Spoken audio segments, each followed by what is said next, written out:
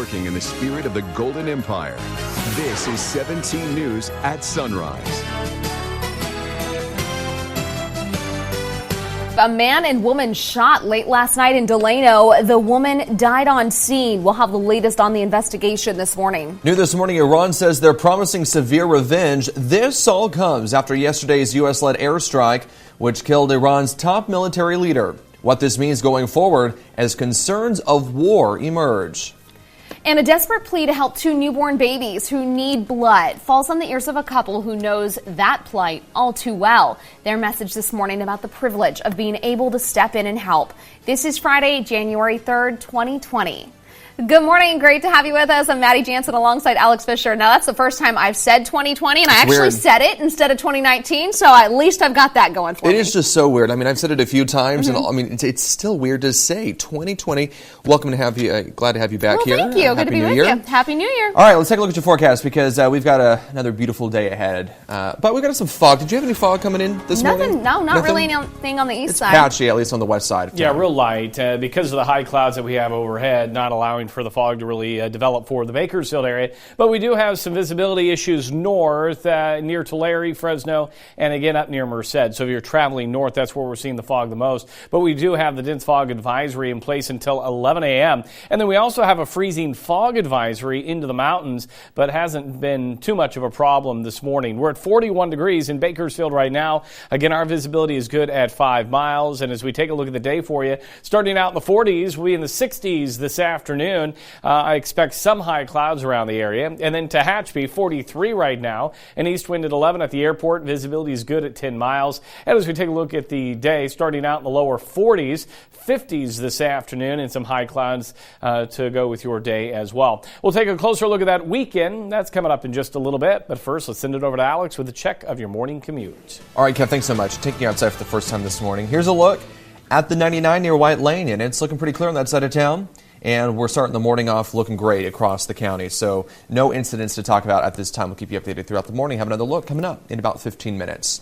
This morning we're following a shooting out of Delano. It happened last night near 10th and Dover Streets. When Delano police arrived, they say they found a man and a woman that had been shot. Officers say one person died and the second person was taken to the hospital. We'll bring you more information on this story as soon as it becomes available. New overnight, a major injury crash in northwest Bakersfield. This is video of the scene on Rosedale Highway between Jenkins and Renfro. It happened at 9:30 last night. A press release says that the driver of the car turned in front of the motorcycle, and that's when they collided, causing major damages to both vehicles. The motorcyclist was ejected from his bike. Both drivers were taken to the hospital with major injuries. The crash is still under investigation, but drugs and alcohol do not appear to be factors. So far, 2020 is proving to be a deadly year on our roads. 2 people have been killed in just the first few days. According to CHP, a pedestrian was struck by a car yesterday evening along Highway 178. It all happened just before 8 o'clock on westbound 178 east of Haley Street. The freeway was closed for about an hour last night, but it's been reopened. The person killed has not been identified. The search continues this morning for the driver who hit and killed a pedestrian in southwest Bakersfield. It happened early Wednesday morning on Oriole Street, just after 1 a.m. on New Year's Day. Police say 54-year-old Kirk Parrish was walking in the street when he was hit. He died a short time later at a hospital. BPD says the suspect's vehicle is possibly a black and gray Dodge Charger or Challenger. Anyone with information is urged to call BPD at 327-7111.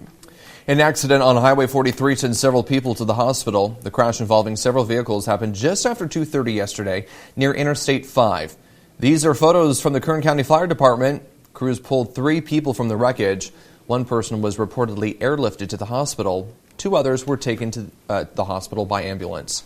There's no word yet on the conditions of those involved. 5:04 now. Local CHP officers rang in the new year with several DUI arrests this week. The Bakersfield CHP office says they arrested 9 people during the statewide maximum enforcement period, but they point out those are fewer arrests than last year. Statewide, there were nearly 500 arrests. On Twitter, CHP headquarters says at least 3 people were killed in crashes. Bakersfield police arrested 3 people for DUI, but they also booked 9 others for being drunk in public on New Year's. An inmate at North Kern State Prison has died, and officials are looking at his cellmate as a potential suspect in his death. The Department of Corrections says 63-year-old Lawrence Tate was found unresponsive in his cell Wednesday night. He was pronounced dead yesterday morning. A homicide investigation has begun.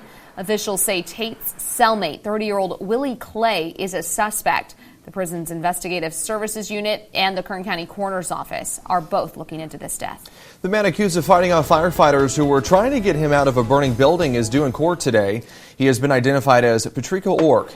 The county fire department was called to Normandy Drive off Nile Street after a fire broke out inside the home on Wednesday.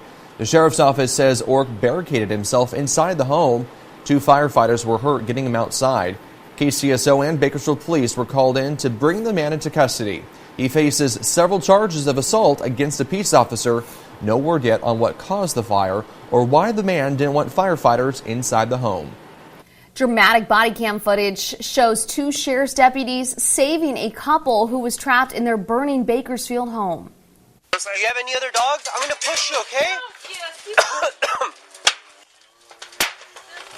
Here you see one of the deputies pushing a woman in a wheelchair away from the fast-moving flames as she clutches her pet. The fire started around 1 a.m. December 18th at the home on Montecito Drive in East Bakersfield. Officials say deputies Kenneth Muller and Diego Gonzalez ran into the burning home before firefighters arrived to save the couple. Both the husband and wife escaped injury along with the deputies. You can see more of the body cam footage on our website, kget.com. Houchin Community Blood Bank is asking for your help. Here's a picture of Gloria and Maya. On Facebook, the blood bank says these twin girls were born prematurely and donations are seriously needed.